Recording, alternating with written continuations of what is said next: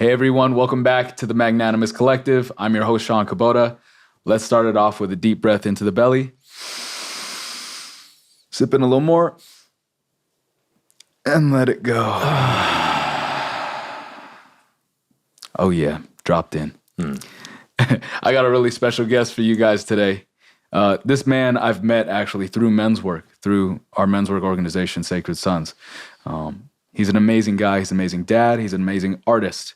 His story from humble beginnings, challenging beginnings, where he could have absolutely taken a different path, a path that would have led him into destruction, chaos, the misery story, and choosing to rise above that against odds and become the individual who's now choosing to kind of be that nexus between worlds.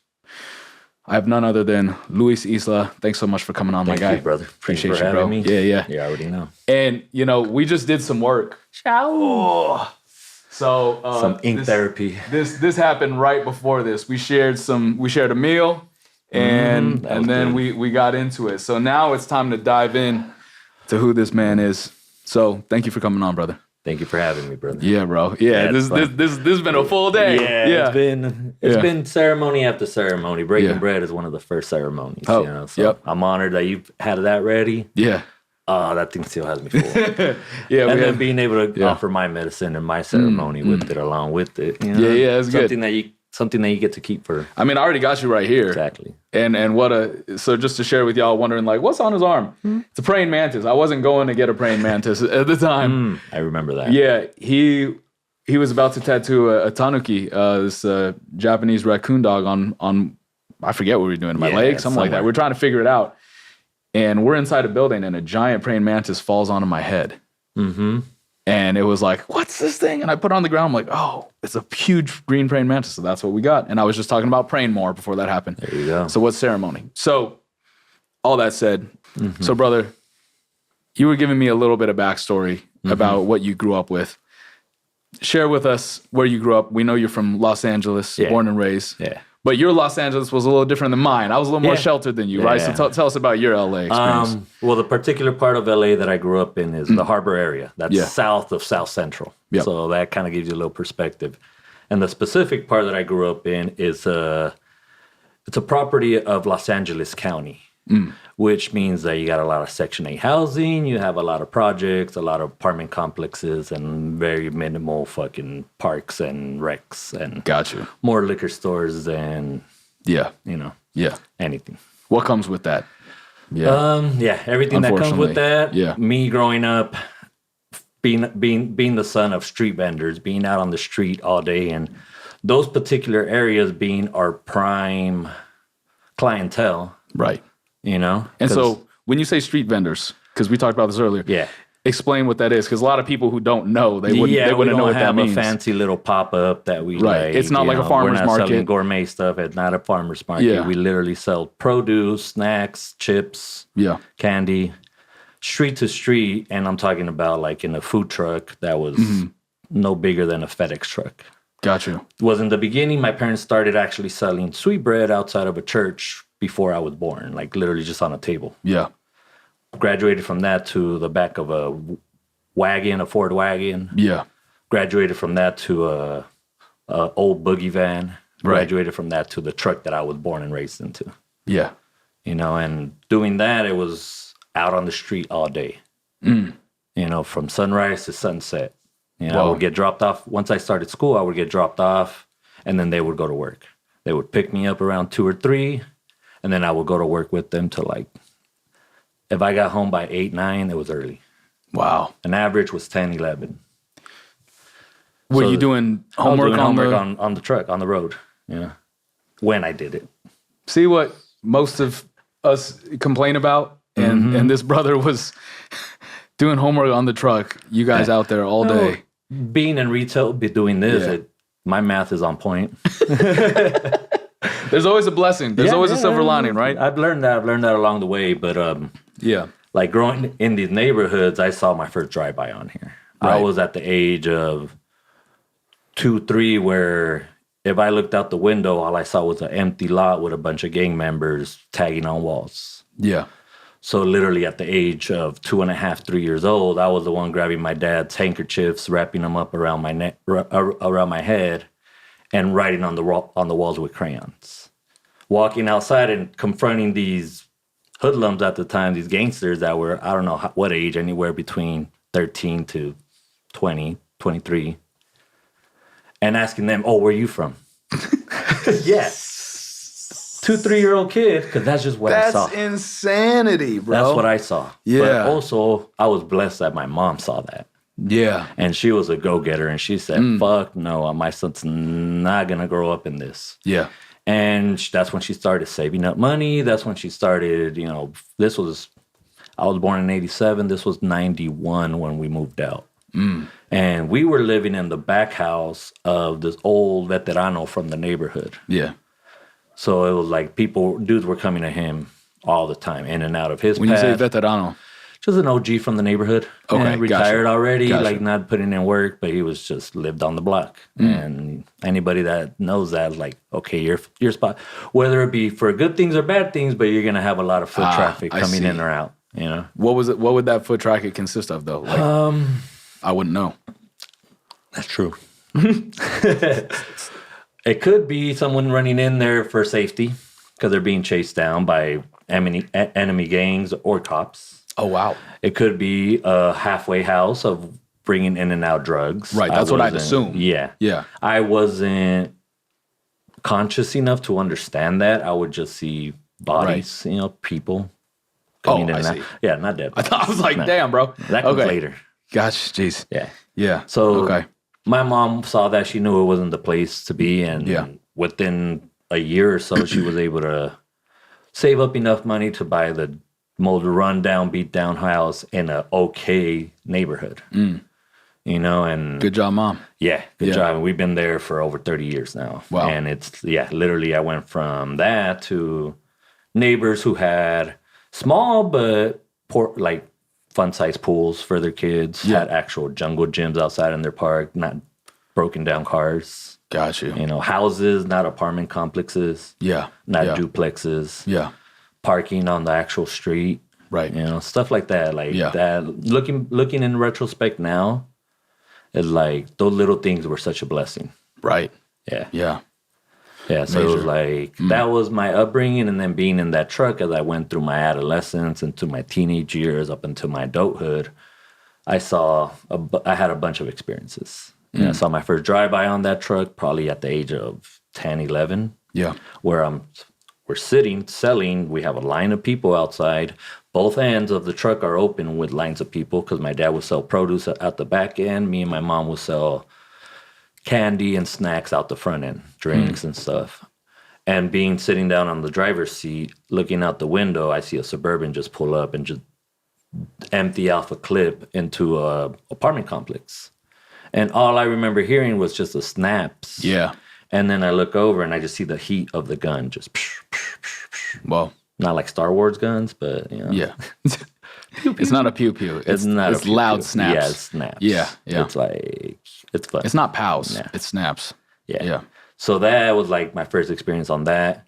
Fast forward, maybe within like a year or two, I'm talking about like the late 90s, early 2000s. Dr. Dre, the Chronic era, the Chronic 2001. So it was cool to be from the hood. Like that. It was cool to be. It was in style. Yeah. And I look at these guys as like, wow, they were older. Yeah. But then I started hearing of them dying left and right, and then looking back at their memorial papers or like the cards that they would make. Like these kids were 17, 18, 19. They were kids. Right. So I was able to be in the hood, be in the gang infested areas during the gang infested era. Yeah. This was before Crash, before any gang injunction, where it's like now they can't be out on the streets like that. Right. Yeah. It was back when it was all out and it was fully live. Yeah. So I was able to see all that. I was able to see my first dead body on that block. I was able to get into my first fights defending our own business. Wow. That's from some of the same gang members that were high on What drugs. age were you then? About 12, 13. I'm talking about like... Damn. Yeah. And I think between the ages of 10 to 13 was when I was the most exposed because I was coming of age and I always had like... I always looked older than my age. Mm-hmm. So once I started hitting puberty, it was like, okay, well, you're up for grabs. Basically. Yeah. Either they turn you in or you stay the fuck away. And that's when I started getting tested by some of the guys around the neighborhood coming in talking about, oh, give me some drinks, some snacks. My dad used to sell cigarettes back then. They would want to get cigarettes. Gotcha. And I'm like, nah. Yeah.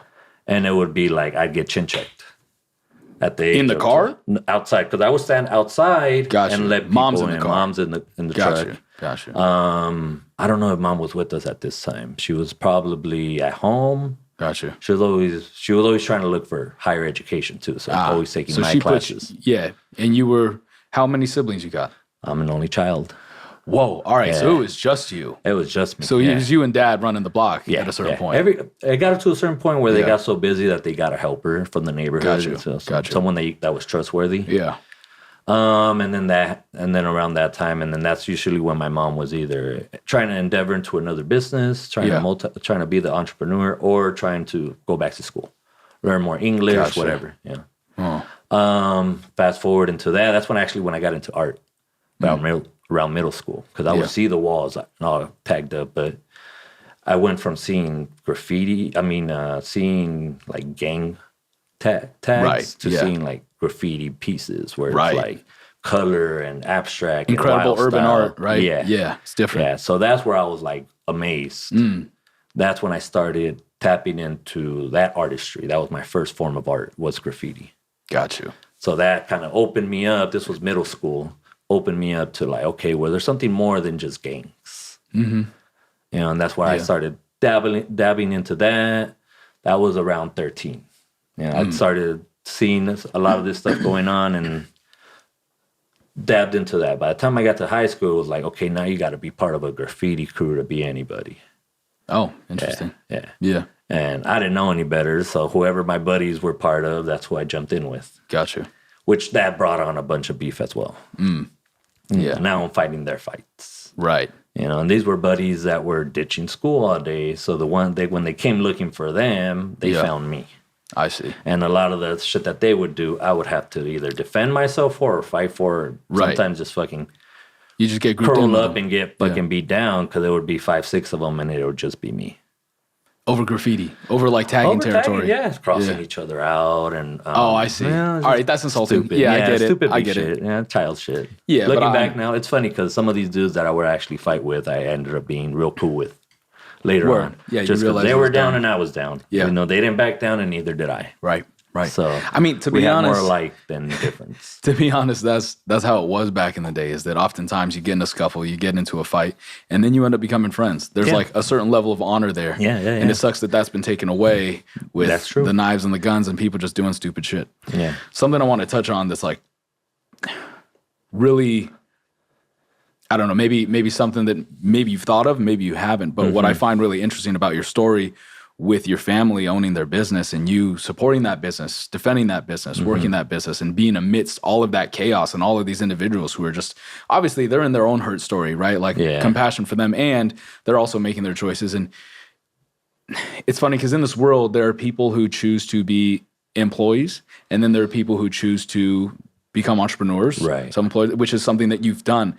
And it's very interesting. There's many levels to that, but you got to see at the grass level, roots level, what it looks like for your family to just like try so fucking hard, and then for these people to just come in like, yo, we're gonna take some shit. And it's like, oh hell no. The level of justice and righteousness. You know what I mean? Yeah. So it's funny because you could say, I came from street vendors and this and that, but there's so much honor there. There's so much pride. Even though it's, just there's the pride roots. And there's a lot of humility in it too. You know what I mean? It works hand in hand. You got to kind of walk that sweet thread because once I did hit that age and once I was starting defending my thing, my property, my work, my family's your family's legacy that they built. And it got to the point where like it would happen sometimes and my mom would just tell me, let it go. Let it go. Yeah. It's best to just turn the other cheek. Yeah. Why? Because they would leave and run off, and who knows where they lived, who knows where they went to. Right. Some of these kids, we knew, and then my parents would just tell their parents. Yeah. my parents had their respect in the neighborhoods as well. Yeah. So we didn't get it constantly. It was usually like outsiders that would come in. Right. And what would happen with that, the story that my mom told me that kind of like just got engraved into my head was they're going to leave. Yeah. And the next day you're going to come back to the same place. You're going to come back to the same place. And you're going to come back to the same place. Right. So at a young age, I had to learn to just bite my tongue and turn the other cheek. Yeah. And that really built up inside of me. It kind of built up like a short fuse for things. And it kind of built up this like pride, this humility that I have to defend.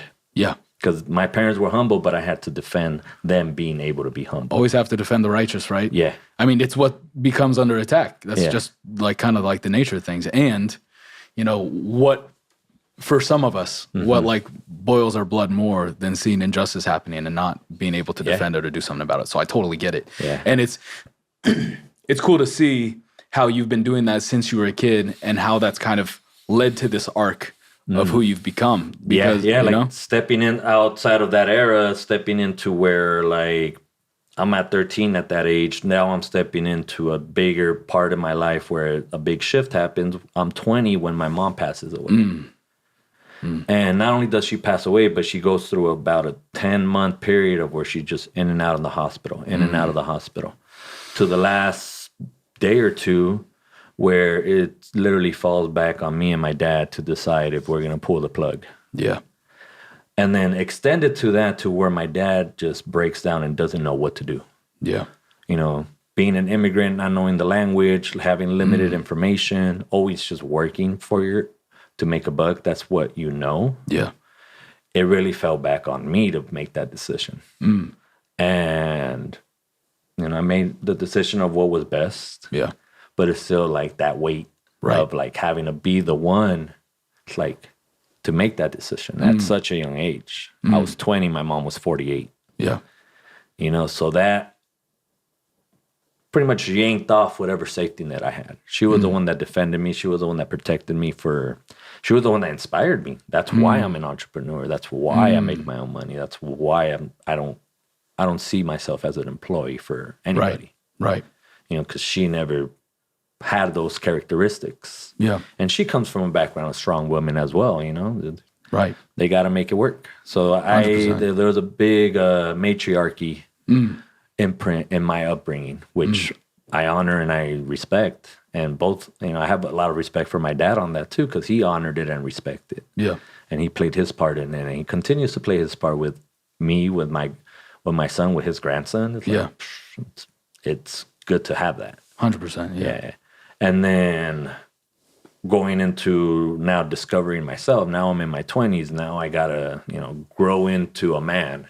Right. That safety net got removed.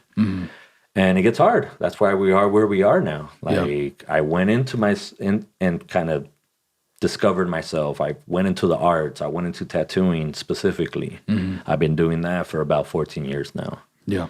So that's been, you know, a whole nother learning curve. And I feel like that's been the part that pulled me away from any kind of downfall and got me out of that hole at that point. Which is interesting because one of the individuals that connects us both is Fabian. Yeah, who, you know, Fabian will be on here soon enough, but as we'll hear, like tattooing also kept him out of trouble.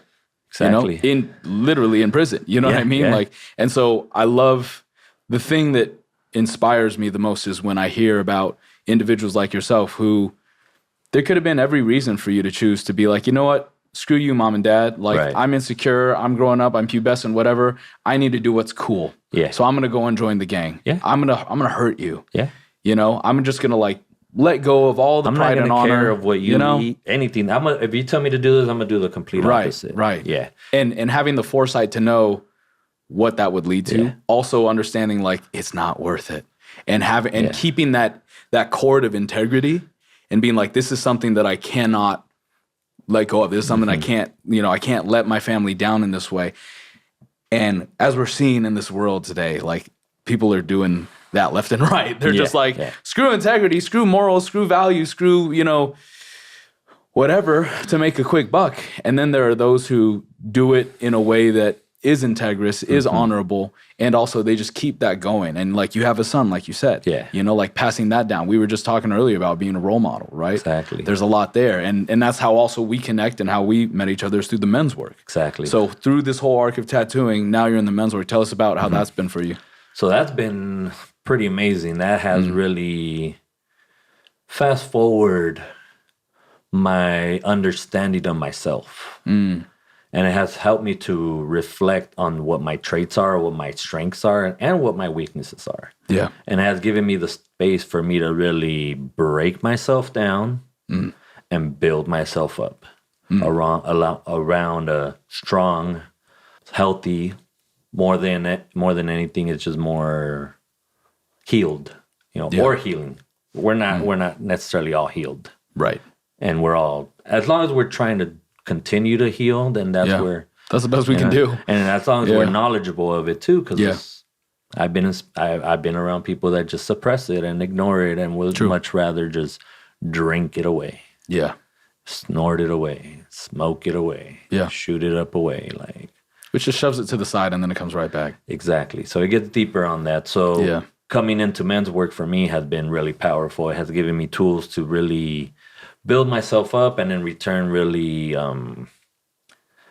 be able to use my tools to help others. Yeah. And that honestly, I'm not with this whole like guru, with this whole like health, like coach, life coach thing. I'm doing this literally like whoever tells you that they're doing this for others, they're bullshit. Like there has to be a selfish factor in this.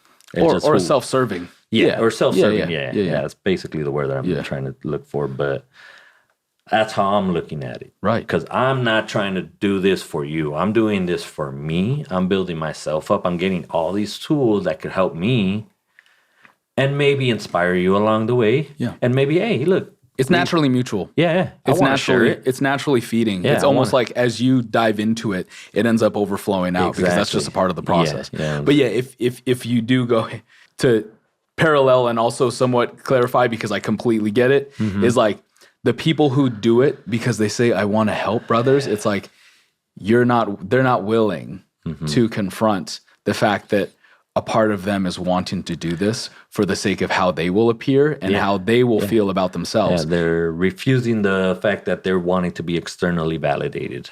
That's it. That's it. Yeah. So that's it on the dot, and I totally get that, which is why it's a funny thing with whatever we do. Like for me, it's been, doing motivational speaking or doing a podcast or doing whatever. There's always individuals, some of these weirdo sociopathic type of people who are like, they just go and do it. And you're like, oh, can't people see past their bullshit? But people are like, well, they're the ones showing up. And it's like, okay, well, then we just got to show up. Stop. I always find that the most potent, most genuine, most honorable people are always the most insecure and or potentially hesitant about putting themselves out there because so many of the people who do put themselves out there are freaking weirdos, and the real people can recognize like, there's something really wrong with that person. And we don't want to be perceived as such, right? Like we don't want to be perceived as that guy, but it's like but that guy's doing actual work, even if he's not fully, or girl, even though they're not fully being genuine with the whole thing. And the only reason why they're being received is because we're not stepping up into that space. They don't know what real is. And we have a duty and responsibility to show up to that space. And they've been holding that space for us till this time, to where we step in. So it's gratitude, it's like a lot of people, gateway to Mexican food is Taco Bell. Oh, what an analogy! But I mean, that's how you learn what a taco is. And fuck it, now you know. Now try a real one. It's actually a pretty genius analogy. Yeah, that's pretty much it, bro. Now come try a real taco. Now try a fucking al pastor taco. With some little pineapple. Oh my god. Al pastor. Might have to do that after this. So so stepping into that, fast forwarding from all that, all our 20s where it's really complicated to discover ourselves, and I had it complicated. So now I'm where I'm at. I'm in my mid 30s, where it was like, okay, I'm getting older, and my surroundings do not show me strong, powerful men. Right. The masculine is either too strong or too weak. Right. And I have. And is the strength even strength too? Yeah. Is it just posing as strength from the outside? Is it actually real, honorable strength. There's a difference. Yeah, and there is a lot, but one of the things, like how you said, is that like the ones that really have it aren't out there.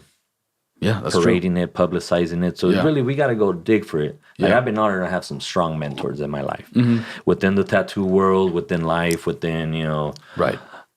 Even now with the jiu-jitsu that I'm doing, like you find some good mentors. Yep. You find you attract towards those. It's just up to you to look through the bullshit. True. And really tap into those. And say no until you find the yes. Yeah. And sometimes the ones that get hyped up the most are just the hype. Right. It's funny. So it's finding all that too. And then sometimes you got to go along for the ride until you discover, okay, well, that's it. That's all, folks. Like it really gets, it really becomes a short ride of a long line to ride that short ride. Yeah. Yeah. Agreed. It's like most of these roller coasters are. Yeah. You wait 2 hours for 30 seconds. Yeah. And then you're off and now you're like, okay. But at least you experience that, and now you can move on to the next. 100%. Yeah. And take whatever tools you learn from there and refine yourself. Exactly. And I've been gaining a lot of tools within these men works, within these men's circles, and a lot of it's amazing. Like I fucking love it. Yeah, I love it. I wouldn't be here across from you if it wasn't for it. I know, right? I mean, it's crazy to think that your first event was just like the beginning of last year, because then you went to our immersion too. Right. So I did immersion in February. So it's been a year. Yeah, it's been a year. EMX is coming up a year from that. Right. So so our immersion was your first one. Yeah. Okay, that's what I was thinking. Yeah, that was my first thing ever. Yeah. I had done like emotional training seminars in the past. Right. Co-ed, kind of like very surface level. Yeah. But going into men's work and really tapping into the meat, the meat of things. The grief, right? Like the grief portal, like being able to have men be able to really dive into grief, and usher in the encouragement to go there. Yeah. That has been, besides like the camaraderie of the brotherhood and the relationships and the laughter and the joy, the level of depth that we're able to cultivate and usher in, and then encourage the individual, whoever is going through something, to fully go there.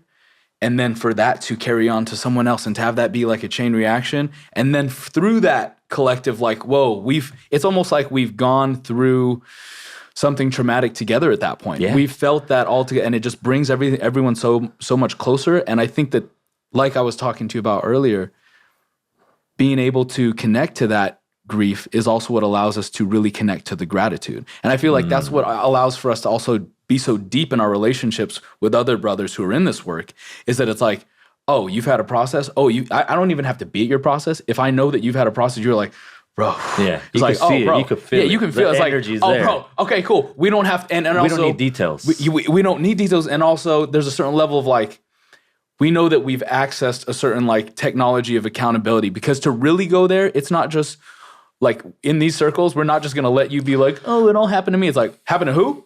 Yeah. Who created this? I did this? Like, you know what I mean? And it's to my go, responsibility. And to feel safe in, because with some friends, I still got friends where they could be saying some stuff, and I'm like, if I'm too transparent with them right there, if I challenge them right now and be like, hey, who actually created this, right? Like, they might not take it well. And I'm like, okay, I got to love them where they're at. Yeah. But it's great to be with brothers who you can be like, hey, I love you, so I'm going to check you. Like, what's up? Yeah. You know? And to really receive that as well, too. If I'm going through something, to be like, my boy's going to be like, hey, bro, you're not doing You know good. what I mean? You don't look right. Which is just like, there's... Or the opposite too, where you could come to me and I'm not just going to tell you, oh, bro, get over it, or don't think about 100%. it. You know, because I feel like that, someone trying to devalue or diminish or just dismiss your it, grief, or just dismiss it, or like the old way, hey, get over it or whatever. That's not helpful. Men don't cry. Yeah, exactly. Oh, drink a beer. Let's just like not. Yeah. It's like, okay, that's why we're in this situation. Yeah, right? we're not. We're just fucking putting another layer of paint over it. You know? Yeah. And this is the real thing. This is like the sanding, the scuffing. This is like you're going down to the bare fucking metal. Yeah. 100%. Yeah, 100%. But then you get to rebuild it however you want. You get to see all those nicks and kicks on there. So you get to go down to there and be like, oh shit, well, this is what I do have that is good about me. Why? Because this dude that has his shit together, or this dude that this bro over here that is like on path in connection with himself, is seeing that within me. Right.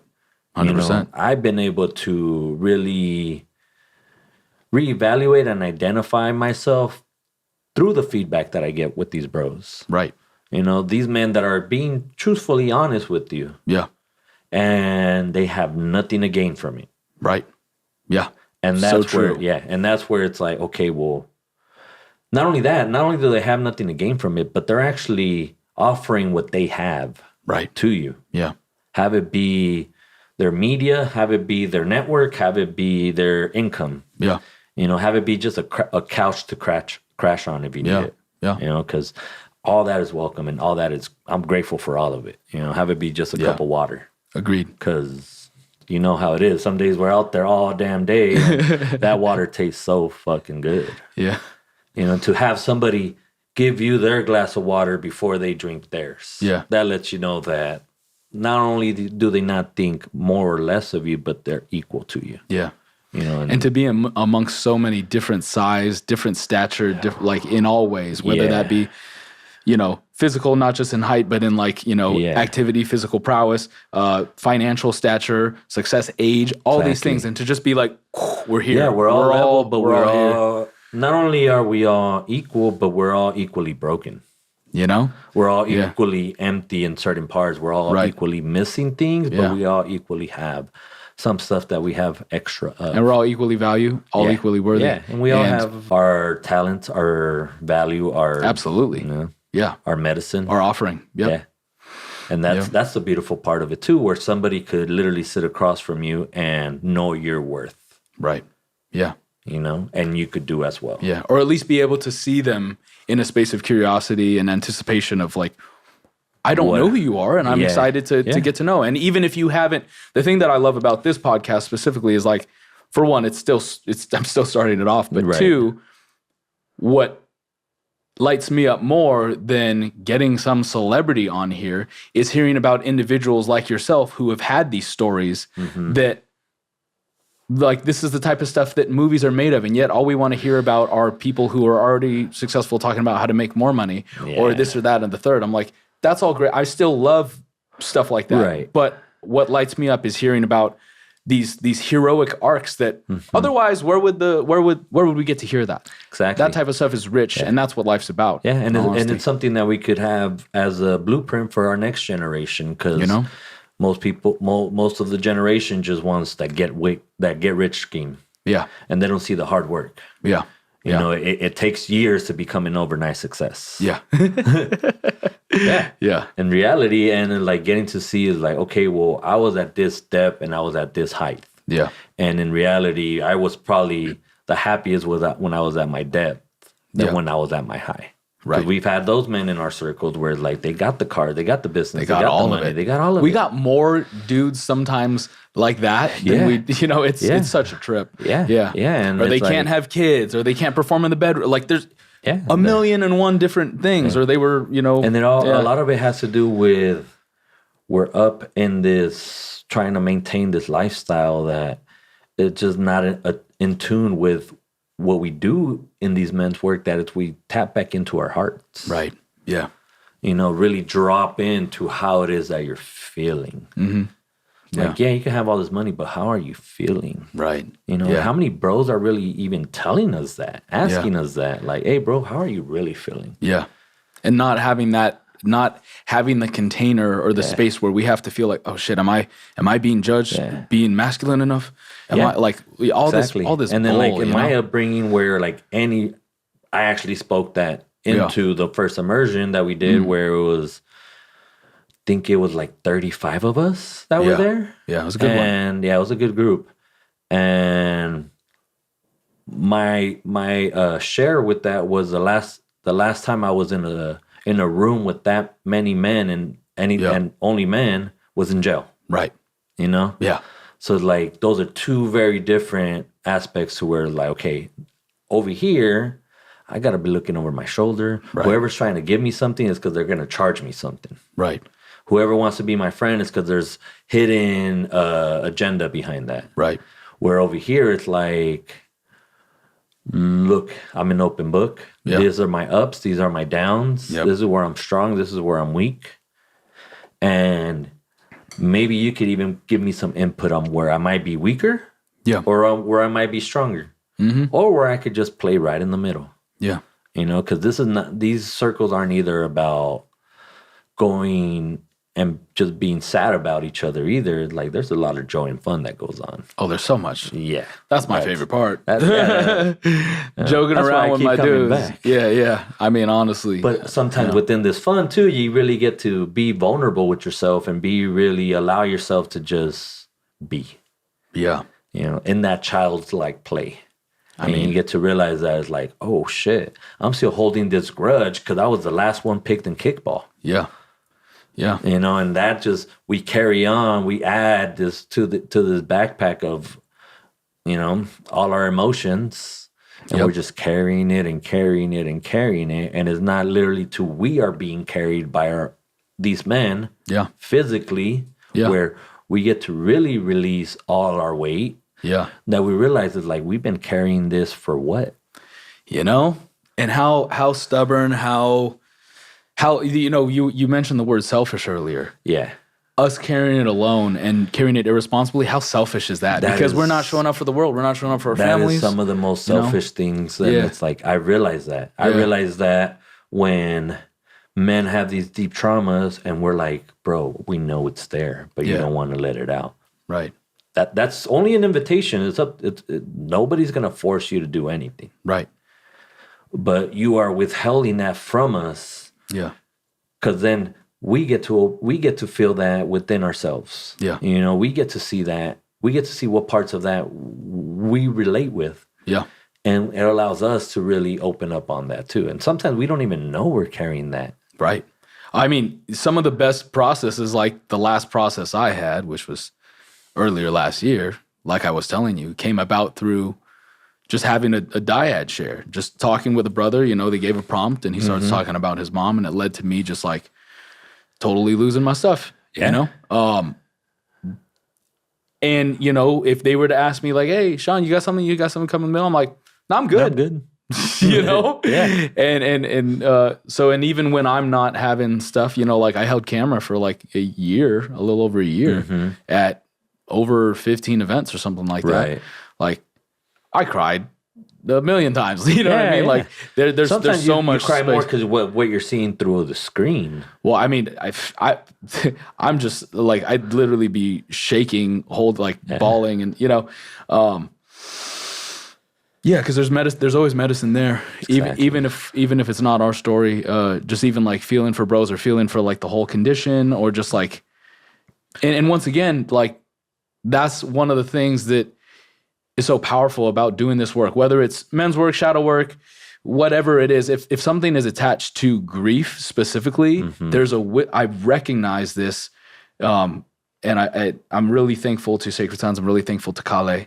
I'm really thankful to my time with Kale. Love you, Kale.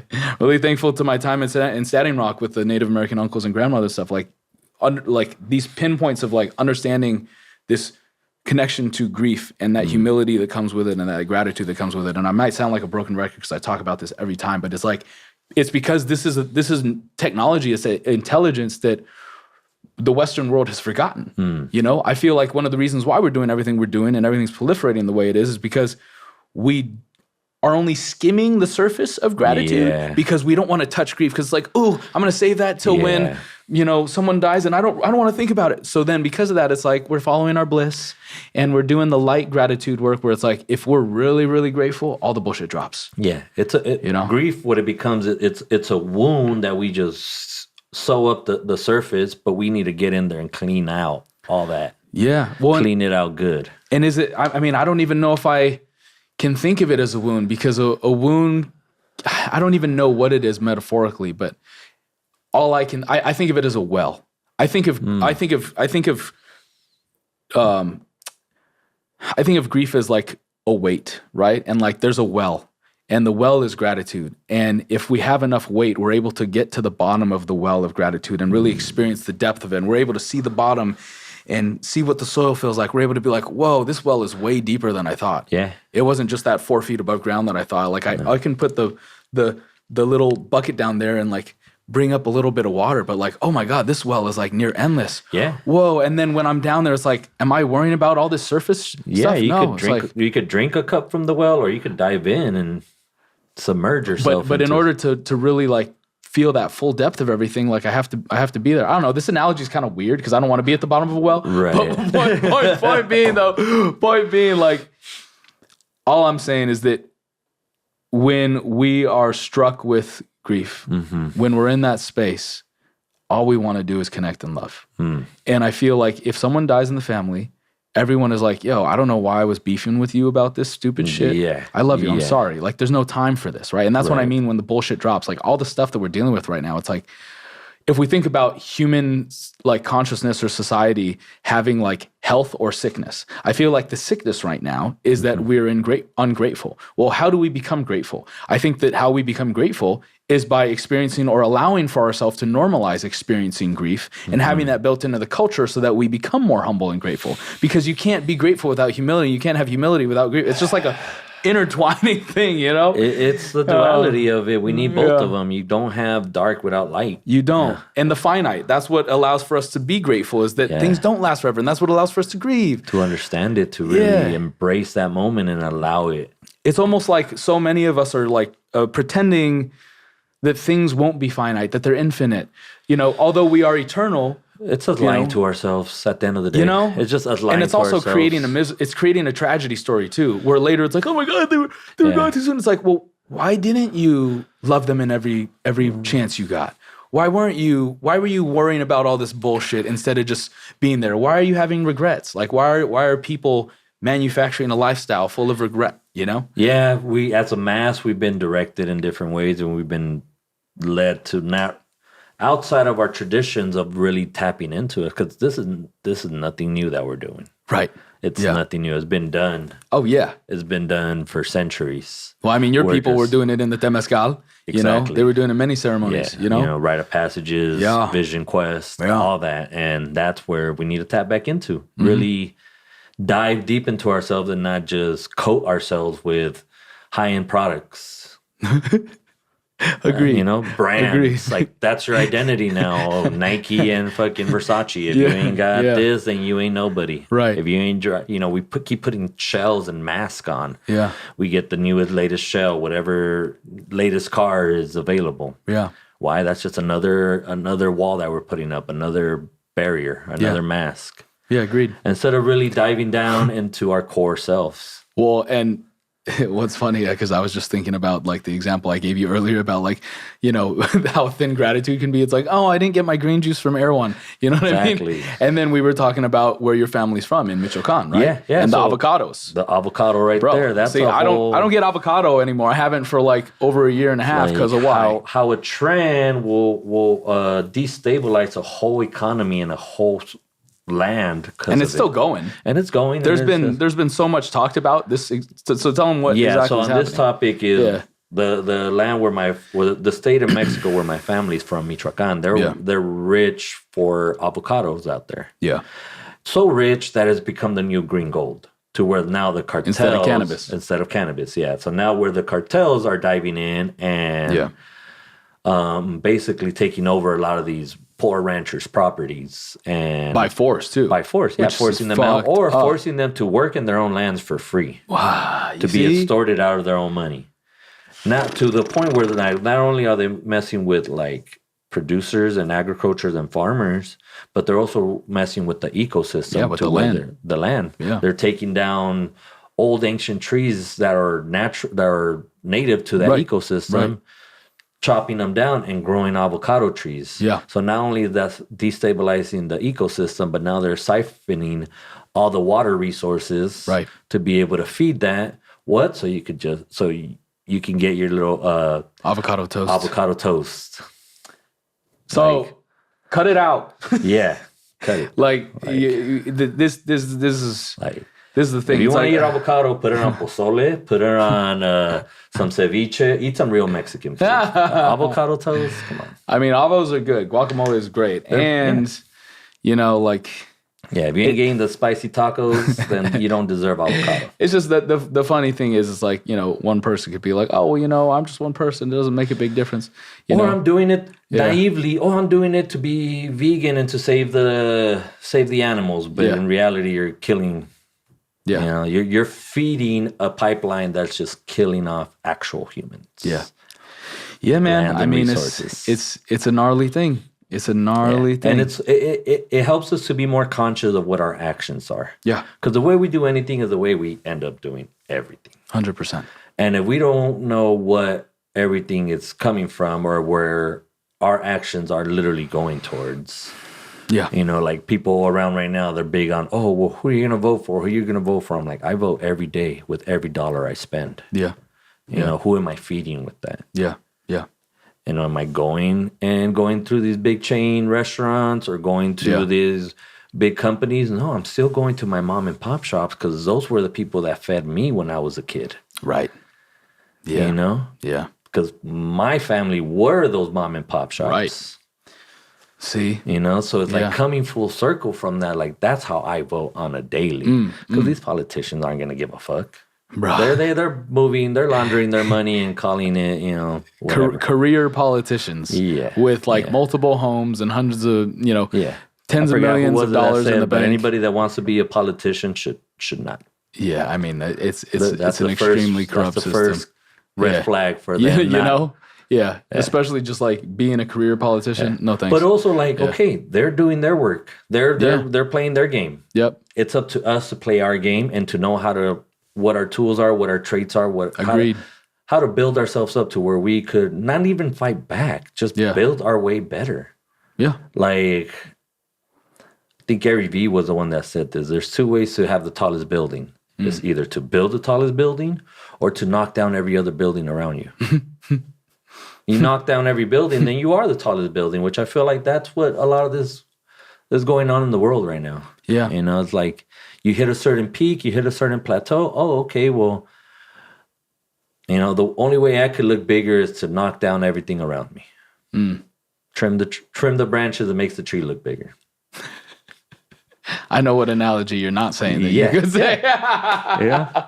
But yeah. No, I get it. And, I feel like there's power in us choosing consciously what we choose to say yes to and what we say no to. Yeah. Right. And once again, I mean, there's so many don't shit on people. Don't try to provide the solution. You can't save everybody. Right. And we can at least cut the bullshit and stop this whole, mainstream consensus that people are victims, right? Yeah. We're powerful. We vote through what we choose to do. We vote what we choose to buy. We are creating our reality by how we choose to respond to what we experience. That's the only control we have, right? Let's make that common consensus instead of all the economy and everything could shift, but it does take us coming to that space. And that's my goal with all this that I'm building is like, hey, look, there's going to be people who choose to make the wrong decisions. There's going to be probably majority of people who choose to be victims, who choose to be down and stuff like that. That doesn't mean that the rest of society has to perpetuate and believe that and we even don't a lot have of a the choice. Ones that are choosing to make those bad decisions are majority of the time, I would say a big chunk of them are doing it ignorantly. Yeah. To where they don't know they're making a wrong decision. Right. They're just being persuaded or they're being, and they haven't been informed. They're like a lot of times, literally all the time, we're running in this whole soup of past baggage and dogma, whether that from religion, from other cultures, from all sorts of stuff, from maybe our past, our genetics, what our parents have experienced and passed down to us. Of what we think we know is what we are. And a lot of it's just harmful. It's amnesia as to the power of that we actually hold as being creators. And it's like, we don't need to hold that. We don't need to keep that. And we also need, which is why I'm working on some animations right now to illustrate this stuff. Okay. We need some give it to me like I'm 4. Give it to me like I'm 5 years old. Break it down. Type of breaking it down in a visual sense. I'm like, hey, look, this is the choice that you have. This is available to you, right? Because the biggest thing that I see is that there are people who want to save the world. There are people who want to save everyone. There are people who are going to shame people. I think the most honorable and integral way to communicate to people about this is, for one, we have to honor their divinity. We have to honor the fact that, like, hey, look, you might not realize it, but I see you as being just as powerful as me in creation and destruction. So I'm just going to show you. I'm just saying, like, would you please, I invite you to see this. And this is all saying that you have a choice. You're going to make the choice. I have no dictation on what choice you make. But I just want to, maybe remind you, like, you do have a choice. Yeah. You know? And a lot of men don't know that they have a choice. A lot of people don't know. Yeah, a lot of people don't know that they have this choice that they can make. Yeah. And what stands on the other side of it. Yeah. And the only thing that's really holding them back is fear. Yeah. Fear and worth. Yeah. Fear and self-worth. You don't really know that what you don't know. Yeah, right. What the interesting thing is, like, to be ignorant, you have to, like, ignore something. So you kind of have to know what you're ignoring. Yeah. But if you don't know what you're ignoring, you're oblivious. Exactly. Yeah. Oblivion. Like, it's literally just like, I do not know. And so I'm like, a lot of people are NPCs kind of running on autopilot. Like, they don't know the sauce. They don't know the goodness. And it's kind of, it's not, because I battle with this.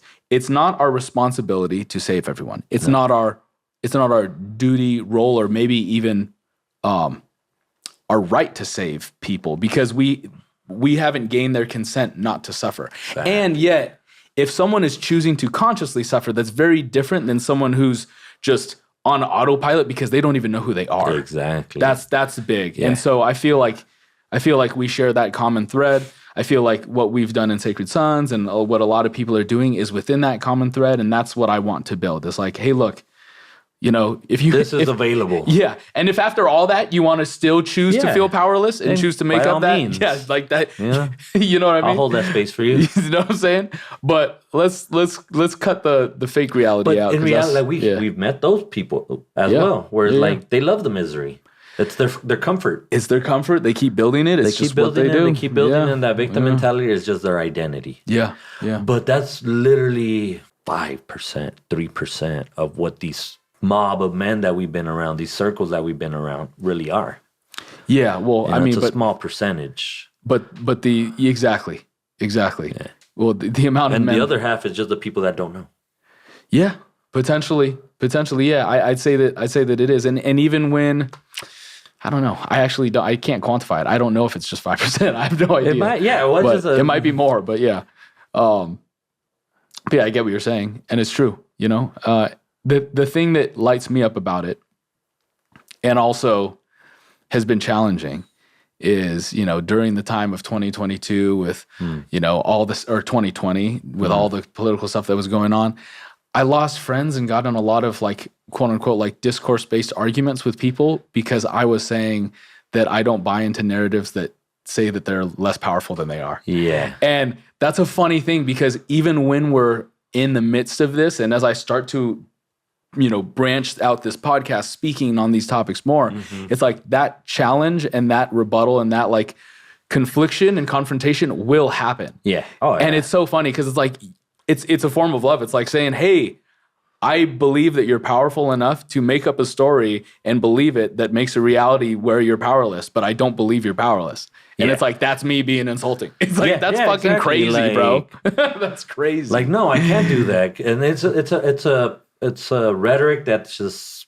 programmed. It's programmed in their head. It is. It's ingrained in their subconscious through maybe their parents, maybe their upbringing, their society, their school system, their environment.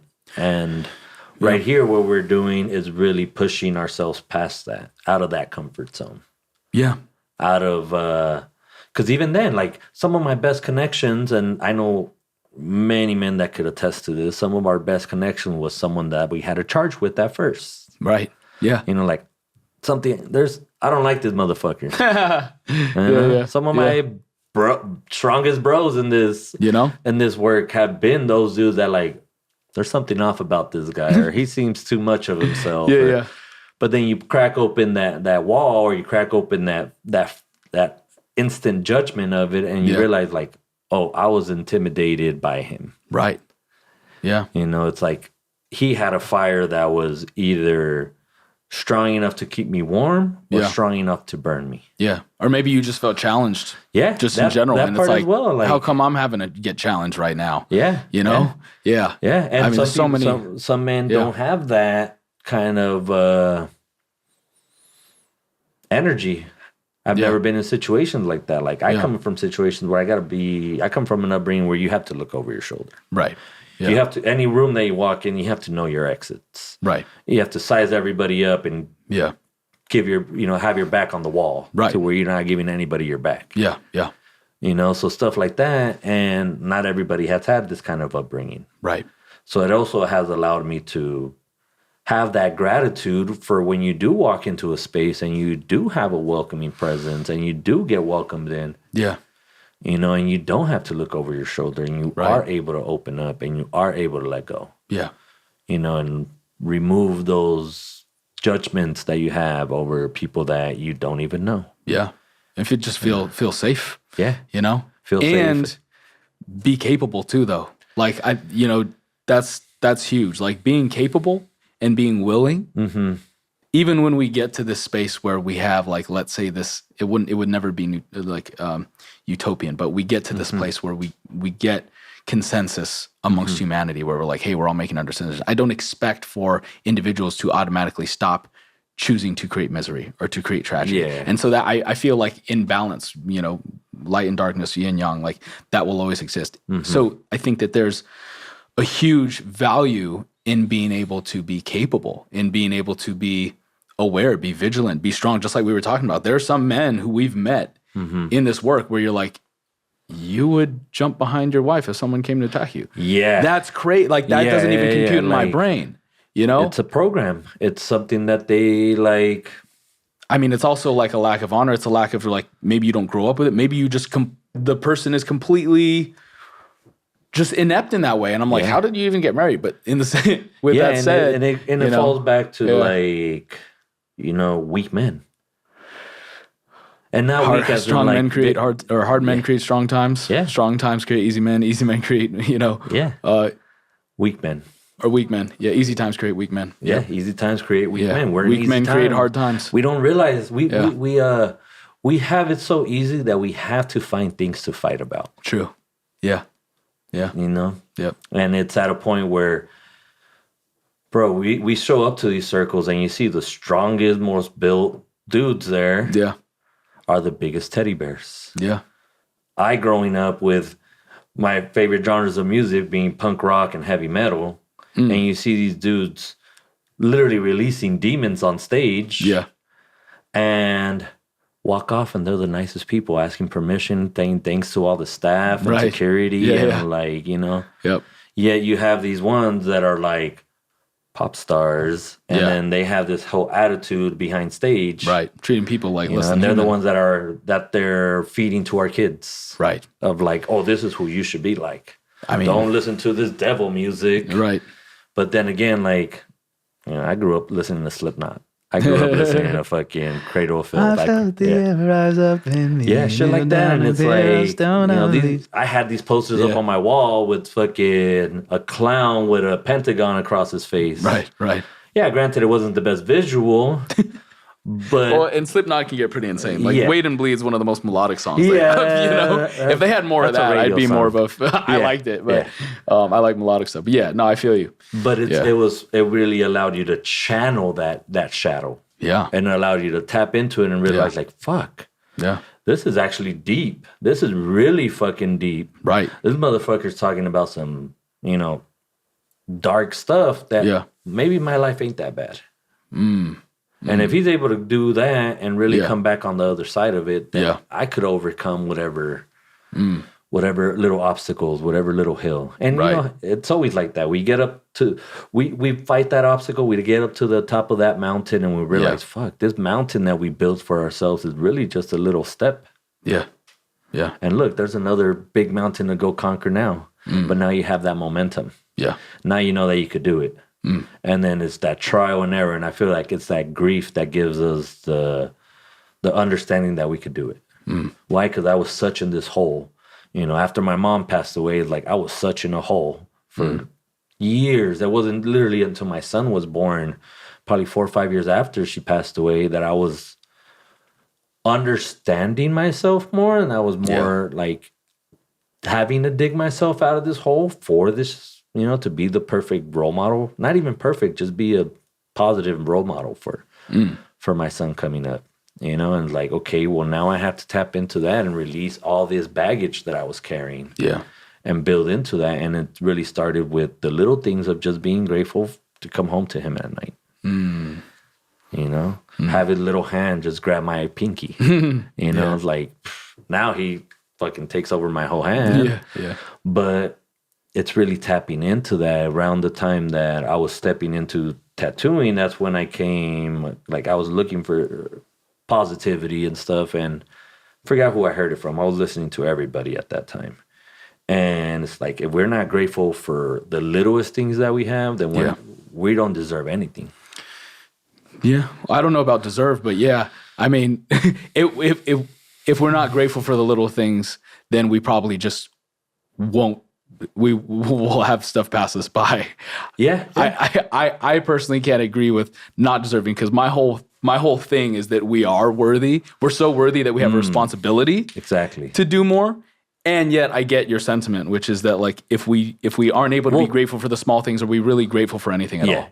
It's not that we don't deserve, it's that we get what we deserve at the end of that. Yeah. Well, and then are we just really missing the actual true value? Are we utilizing our mind and what societal norms are of what we think should be valuable and so forth, and allowing for it to completely make us miss and not recognize the actual true valuable beautiful things that are worth being grateful for. Like we've seen it in these circles where it's like the ones that have really been through it are the ones that have the biggest jump. Right. You know? Yeah. And it's the ones that are just neutral, kind of like floating across, the ones that have it the toughest to, not only do they have the toughest to really dig in and cry, but they also have the toughest to really celebrate and laugh and dance. And to grow. To grow. Struggle and suffering creates character. Yeah. Like it's a part of the arc, you know, and that's what makes it so beautiful and rich. Every single person I've had on here has had struggle in some way or form. Yeah. And like I say, it's like a color, right? Like I can make these LED lights like all these different colors, right? I feel like that's how we are, but there's even more colors to people. Like each person creates their own specific color that's outside of the spectrum. Right. And it's your own unique color where it's like, wow, as I get to know you and get to know how you've suffered and struggled and how you've risen above adversity and chosen to triumph above all your challenges, it's like, wow, not only is your color a color, but it's sort of metallic or it glows or this and that. It's just has like, more layers to it. You know what I mean? You know, we go hard on the paint. You know what I'm saying? Like literally, like a different color paint. And I once again have to reiterate, like, the fact that you went through everything you went through as a child, you know, through such humble beginnings. And I got to say, like, you know, big ups, like, shout out to mom, you know, to madre, because, like, you know, her lighting that entrepreneurial spirit in you, but also her keeping you on that straight and narrow, and you listening and you choosing to be connected to that heart, because how potent is that there might have been other bros who were maybe in your position, who maybe mama wasn't that strong. Who fell in, who moms didn't know what the fuck they were doing. Like you at 3 years old wearing a bandana, like tagging on the, you know, that's happening. That does happen. Yeah. Like there's a lot of them that just, that's just what they know. It just becomes a part of the process. That's probably what their dad did and their grandpa did, and that's what their uncles did, and that's the role that they take. I got a different perspective in that environment because my parents were born in, like, I was born and raised into that kind of lifestyle, that business lifestyle, that street vendor lifestyle. And my mom got to also see a lot of these same men that we're talking about, a lot of these gang members born, grow up into their adolescence and raise. So they looked at my mom with respect. These were the killers of the neighborhood, still stepping foot onto that truck, taking their hat off, showing my mom respect, looking out for them. Wow. Because at the same time that some dudes were trying to jump me and take free stuff from us, or at the same time that once somebody that was really from the neighborhood, that really had respect, that really knew what the rules were, found out about that, they would take care of their own people. Got you. Yeah. Many times. And then they end up paying that tenfold. Yeah. You know, because my parents always showed up on her. Also, what my parents did was help their parents out, be able to feed them. You know, they were the produce suppliers. My parents were the ones giving them credit in order for them to be able to eat. Wow. You know, rice, beans, tortillas, whatever it was. Which you're not going to get credit at a supermarket. No.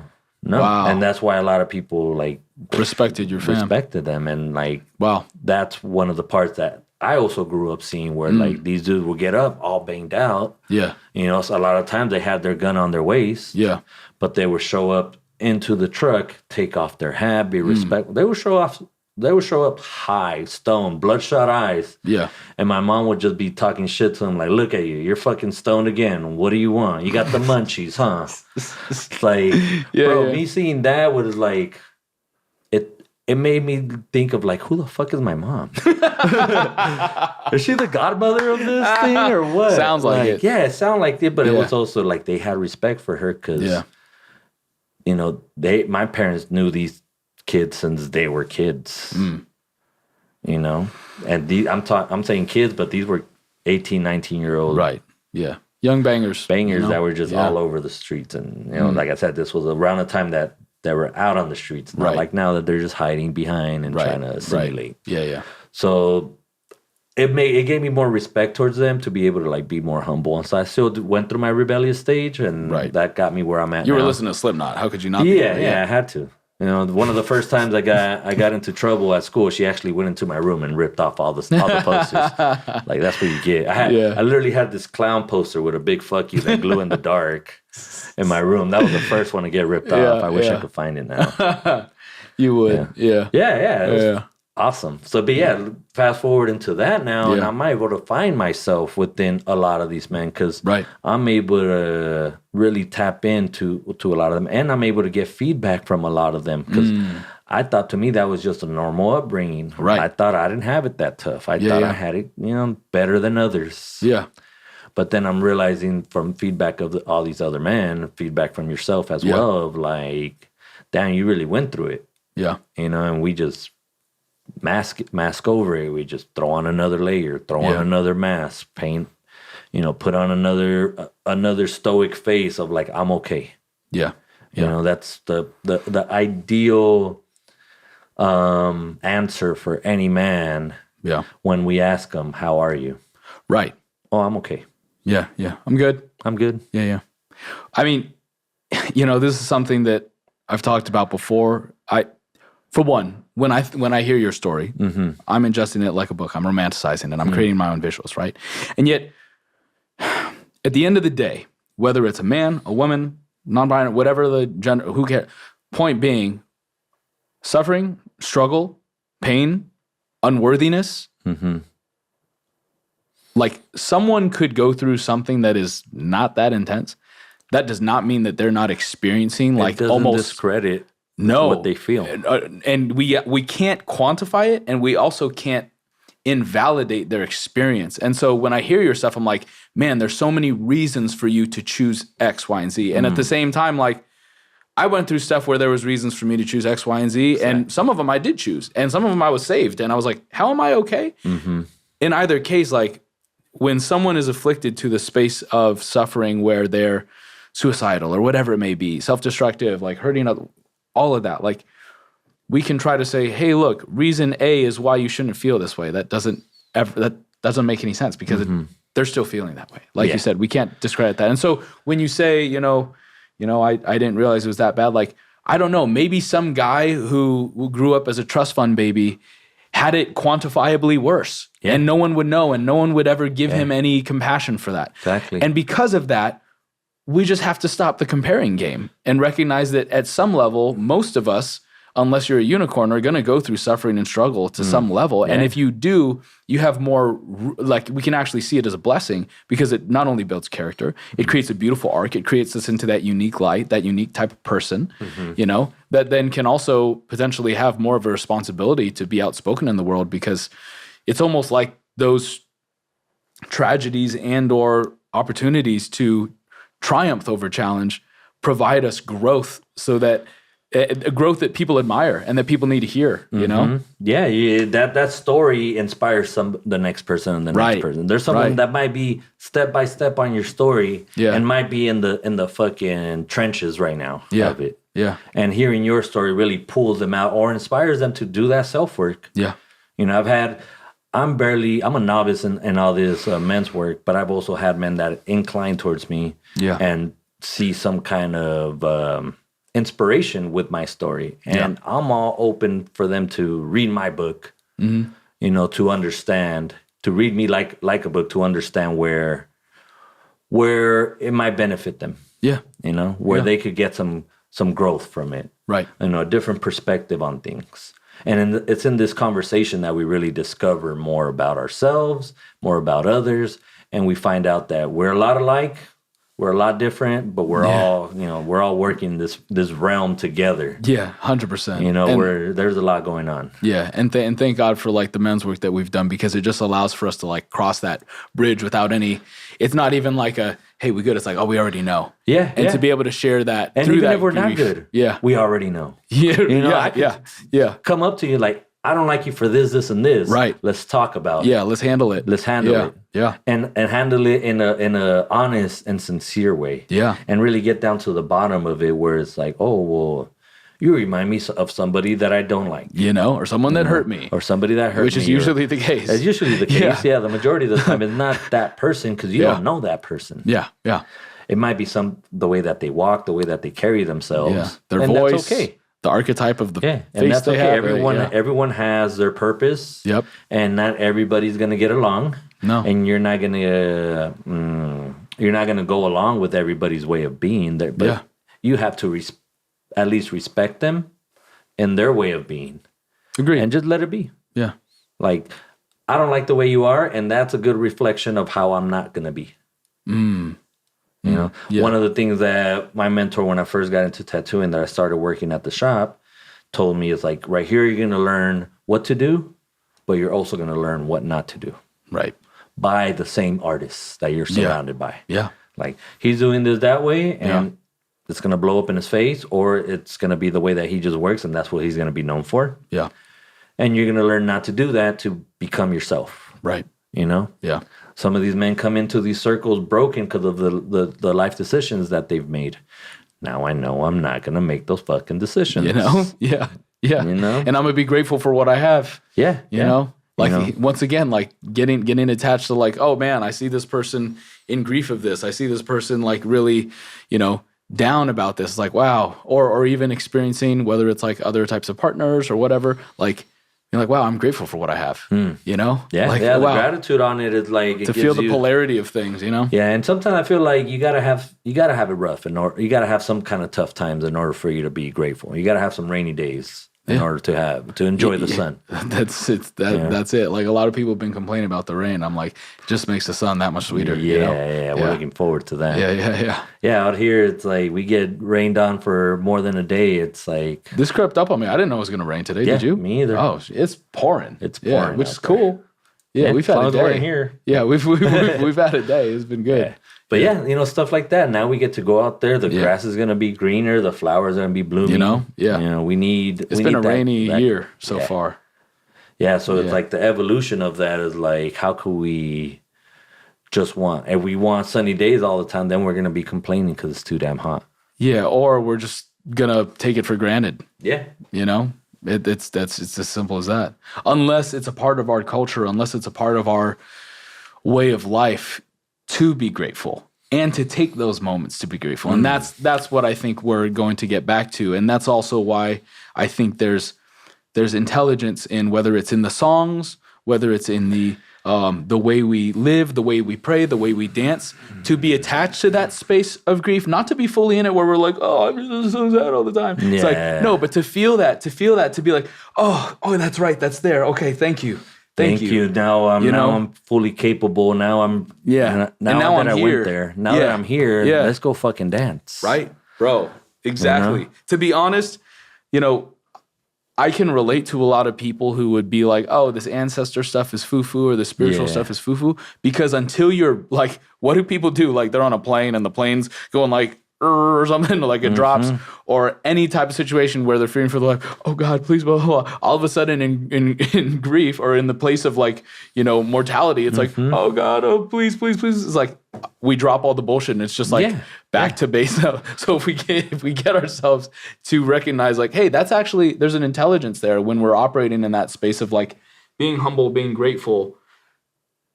If we can recognize that, then we can build it into our culture and tradition and start to reframe that.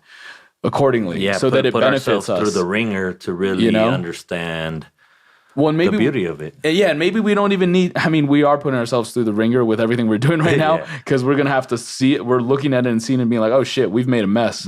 We got to clean stuff up. Yeah, and it doesn't always have to be a mess for us to keep it clean, right? We can just be like, hey, it's a part of our practice to clean the room. Yeah, make it a program. I have about a few months where I have this program of before I even open my eyes every morning, I'm checking off. I'm listing things off that I'm grateful for. Not only grateful for things that I already have, but also the grateful things that are coming my way. Yeah. You know, because everything's in flow. Everything's in flow. And if we're contemplating on negativity, if we're contemplating on hitting traffic on the way to work, if we're contemplating on getting bad weather, if we're contemplating on, arguments and fights and all the negative interaction, then we're going to find it. Yeah, true. And in the complete opposite of that, if we're waking up with gratitude to just... That's the first thing I give thanks for every morning. Like before I even open my eyes, I'm just like, I'm thankful to be even being able to say that I'm thankful. Yeah, right. My brain's working and I'm breathing. Wow. Yeah. What a gift. Yeah, and as cliche or like naive or dumb that might sound to some or to most or to some people. Right. For me, it's become a practice that really gets my day started. Yeah. So now I'm not waking up with negativity, with the news, with bullshit, with, I got to do this. Oh, I got to go to work again. Yeah. Now I get to do whatever the fuck I want. Right. Well, and you said like, as stupid as it sounds to people or as dumb, like our ancestors didn't think that way. Exactly. Because they were faced with mortality. They were like the grief, the mortality, all that stuff was online, which caused the humility and the gratitude, right?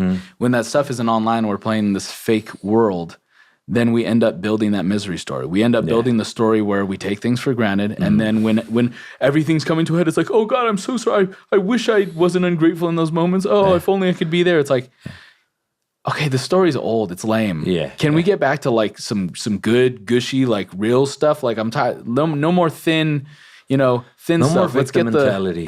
That's it. That's where really it's at. Yeah. Yeah, they're we have it so good right now that we have to find things to complain about. Right? We have to find things to feel offended so by. Yeah. Or to make excuses as to why we're not great. But that also ties into worthiness too. Yeah. Or be offended for other people. Yeah. That part is where I'm like, why are you offended for what's happening to me? Why are you trying to defend me when I'm because I've been in circles like that where I'm in my grief, I'm in my moment, and then they'll try to come up, oh, it's okay. It's like, no, it's not okay, but it's okay that it's not okay. Yeah.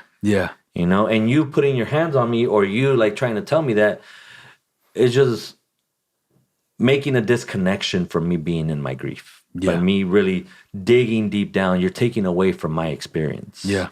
Let me be in my experience. Let me be in my grief. Yeah, support me. Hold that space for me. Yeah. Make sure I don't go past that. Right. Make sure I don't harm myself. Yeah. Make sure I don't harm others. Right. But also let me feel. Yeah. If it's going to hurt, let it fucking hurt. Yeah.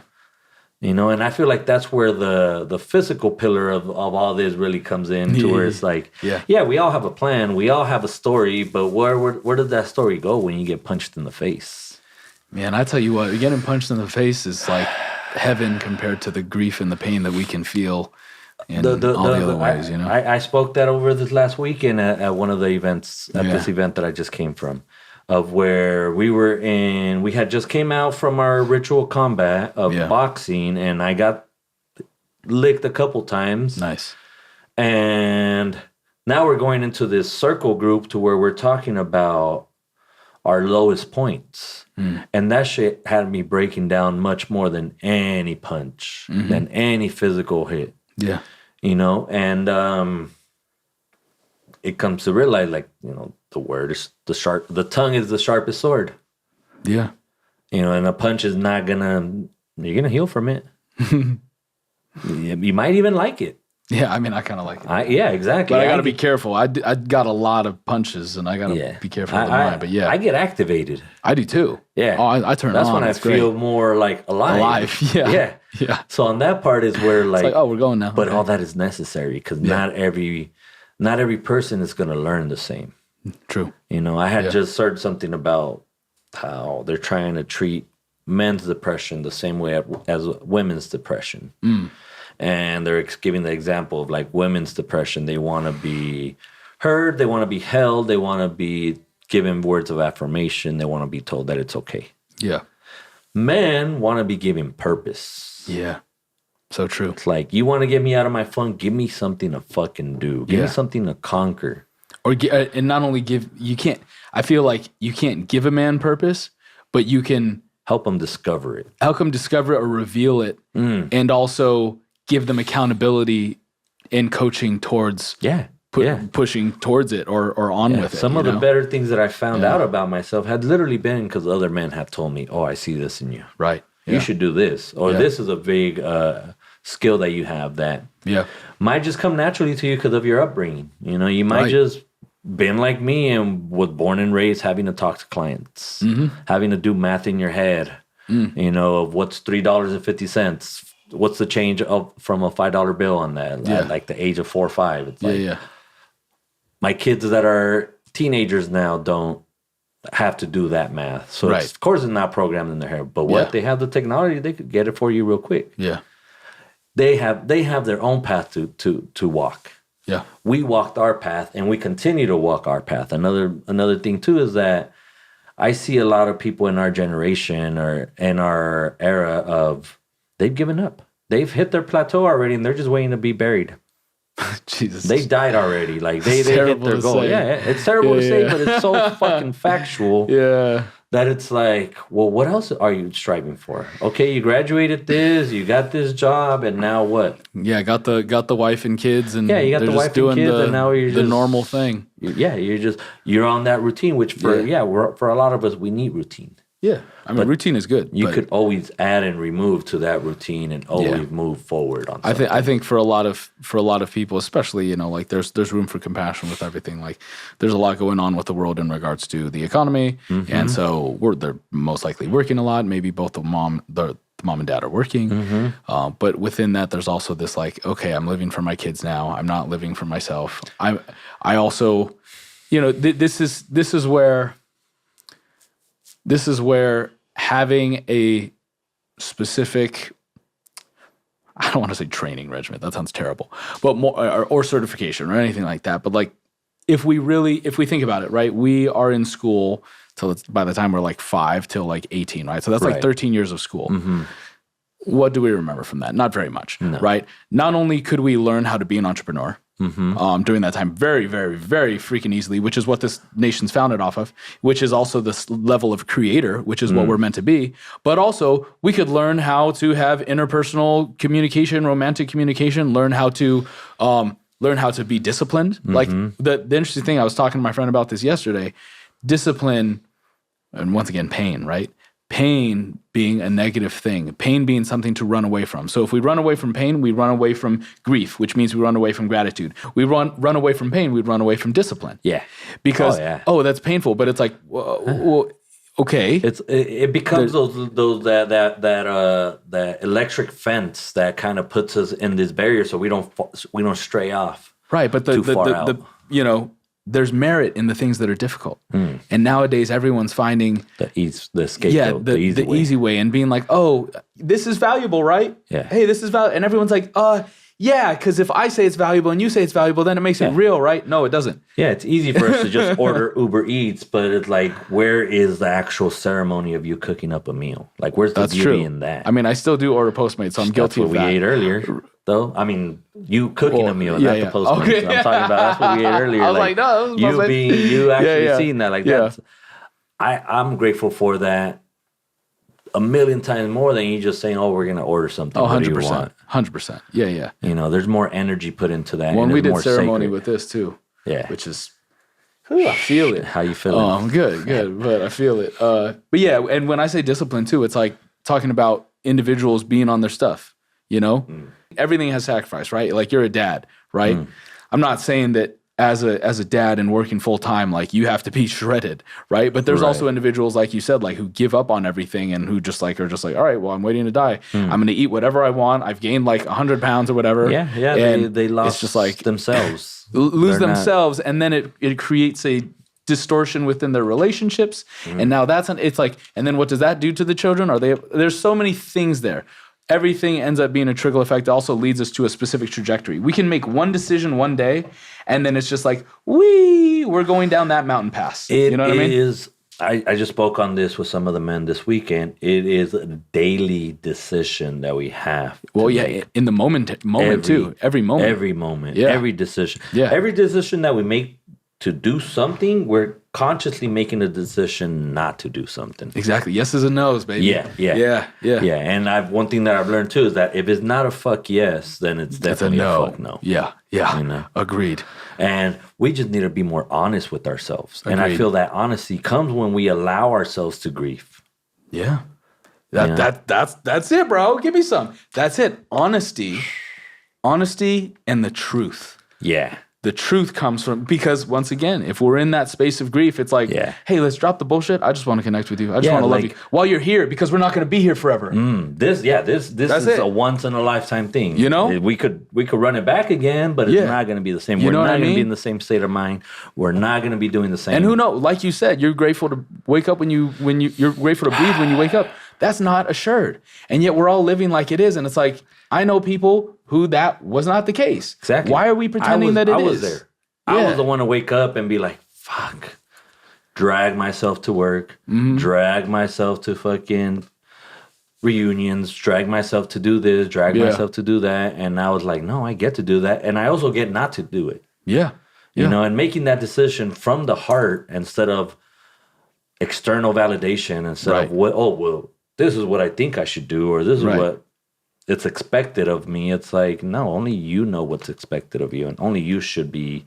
If you're not 100% on it, then don't fucking do it. Truth. You know, if it's not coming fully from your heart, then we need to tap back into the heart. Yeah. That's where it's all at. We're in this high, frequency mindset of just like trying to fit in, trying to fit the status quo, trying to do more. Yeah. When we're not even enjoying those seeds that we're planting. Yeah.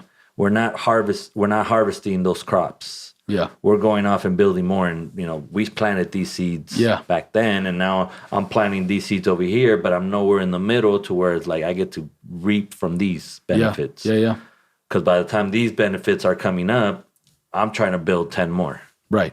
Yeah, I mean, people spread it thin, and it's like, oh, this is success. It's like, is it?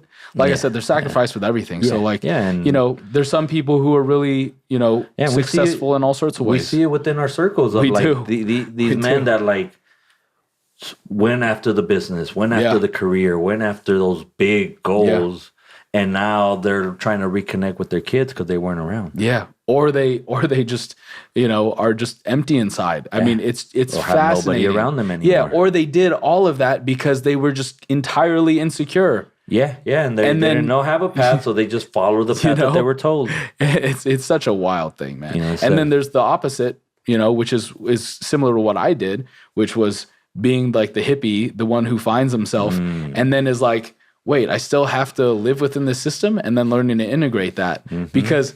And I've talked about this to some of my friends. I have friends who have been very, very financially successful, and then once they find themselves, once they find value, find worth, their own worth, they're like, Sean, I don't have the same drive that I used to, because my drive was out of insecurity and out of validation. Yeah. And now that I don't have that, I don't know how to fucking do this. Yeah, the drive was out of me proving these people that said I couldn't do it, me proving them wrong. Or just trying to love myself because I didn't love myself. Yeah. And then once you love yourself regardless, it's like, fuck, I don't really need this, but we still need to make that money to survive. Survive, just find that balance. Or make a pivot, make a shift, because sometimes that chapter's done and we need to reframe as to what we're offering into the world. And know how to value ourselves enough to put that value up front, to know that we're taken care of. Yeah. We put our value, and then other people we put our value. Other people are only going to reciprocate that. At the end of the day, that is it. Yeah. We dictate our value and we dictate our worth. And there's also, we decide. Shout out to Kev. I mean, that's it. That's it. You know, like truly, we dictate our value, we dictate our worth. And also no one can tell us that. No one can decide that for us, right? Exactly. Just like no one can decide circumstances are going to unfold. We're going to be victims of circumstances. We never have to be a victim in our minds and own that reality. Yeah, we have to own it. And the only way to own it is by really knowing what it's deep in there. Yeah. What's stepping within that grief. Because that's when we open up ourselves so much more that it's like being naked is nothing. This is, that's nothing. That's normal. You know, because I what do felt you that. what do you mean about example, being naked is nothing? Like literally physically being naked. Being physically naked is not being naked. Oh, right. You know, being naked is you showing your fucking emotions. You showing your deepest, darkest sorrows. Your, being raw. Those worst decisions that you ever made. So true. That's being naked. Yeah, well, you know. Being in the nude. Okay. I get you now. Being in the nude. All right, cool. Yeah. Put that thing away. Turn the other way. I don't want to see it. I understand what you mean. Because, like, you know, back in the day, it was like, oh, these phones are watching us. These phones are getting us up. I'm like, I don't care, dude. Like, there's...